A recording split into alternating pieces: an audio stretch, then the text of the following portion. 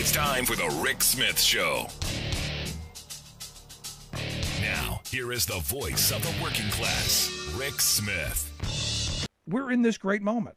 Labor is seeing a revival. We had Striketober that led right into Strikesgiving, and now heading into, well, Merry Strikesmas maybe, which could take us into the new year. And that's why I have asked our good friend Sara Nelson to come talk with us. Sara is the president of the Flight Attendants Union, the American Flight Attendants Union, the AFA. Sara, thanks for taking time for us. Hi, Rick.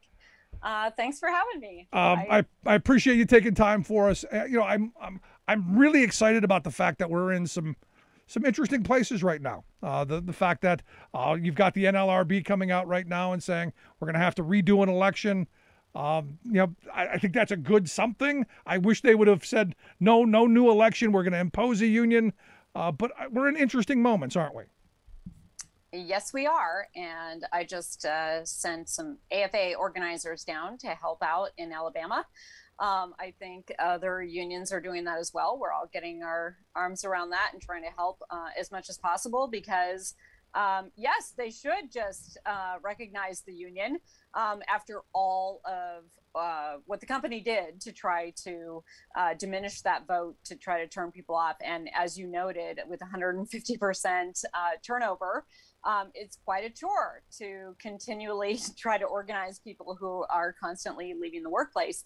And let's recognize from the beginning, Amazon hired an extra 2,000 people to try to pad the list so that they couldn't even qualify for an election in the first place. So they're willing to do anything to try to keep the union out.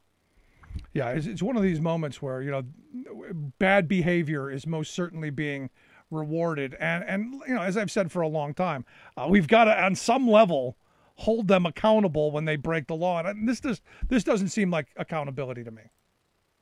Well, no. I mean, there's no accountability in the law.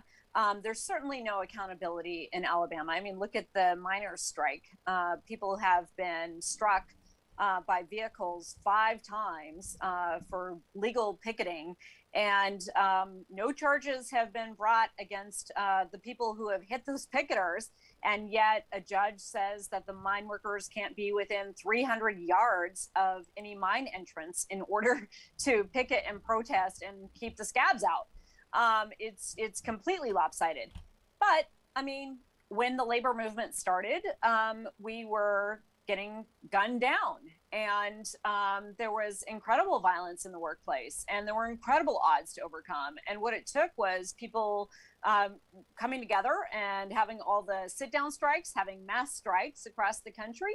And that's what brought us initial labor law in this country in the first place. And then it got chipped away from there because we somehow thought that we had won and we could organize up from there when, the struggle is never over. So I think that this is a moment where we're starting to see American workers recognize that we've got common interests here, that we've got similar issues. If you look at the strikes going on across the country, the issues are identical.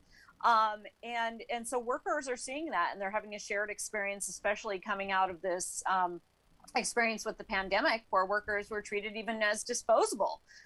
Their lives were not even recognized. So I think that there is a real potential for workers to overcome the incredible hurdles and incredible odds that are stacked against us by the courts, by the courthouses, by the state houses, and by politics, by money in politics.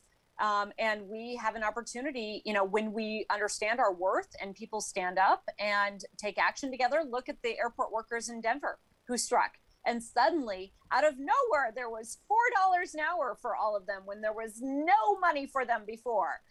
So there's real power in collective action and in action in our unions. And when we organize in our unions, of course, we can hang on to that. It's not a fleeting thing that we get for a moment and then can be taken away from us, a week later, a month later, or a year later. It's amazing. It's amazing how they find all of those resources. We found money under the cushions. We can now pay you a living wage. It's amazing how that happens. Yeah, I mean, the truth is that the massive inequality and extraction of the value that we create has created a lot of wealth for a few people, and there is plenty of money to go around. So if it's not the direct boss, it's the boss that is contracting that work with that boss who is going to pay, because at a certain point they're going to say, make it stop, make it stop. No, and they're going to pay. Absolutely. And I mean, that's where we were back in the 30s and into the 40s. The employer class said, the workforce came together, they organized, they sat down, they did all kinds of stuff, they marched their feet, and the employer class was, please, we want peace. And that's how we got the NLRA. It wasn't a gift. It wasn't something that a benevolent FDR said, oh, look what I'm bringing you. No, it happened because, well, we need to make sure that people are accountable. Yeah. I mean, they got to a place where they recognized that collective bargaining was the better option than constant strikes. But it was only the threat of those constant strikes that had them believing in and talking about collective bargaining. And today there is, zero recognition of the value of collective bargaining. And so we're going to have to build that same desire to want, for the owner class to want collective bargaining.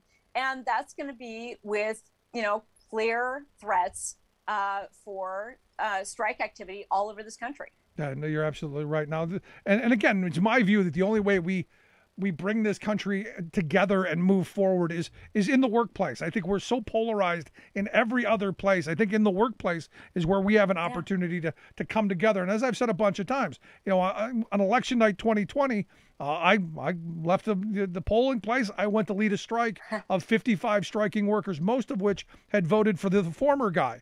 But they were fighting the righteous battle, better wages, hours, conditions, and all of that stuff. To me, that's the way forward. Well, and that changes things, and that has us talking with each other instead of tearing each other apart. And that's where we're going to find solutions. That's where we're going to find our way forward. And exactly. The truth is that can you hold that thought? Got to take a break right here. Hold that thought. We'll be right back.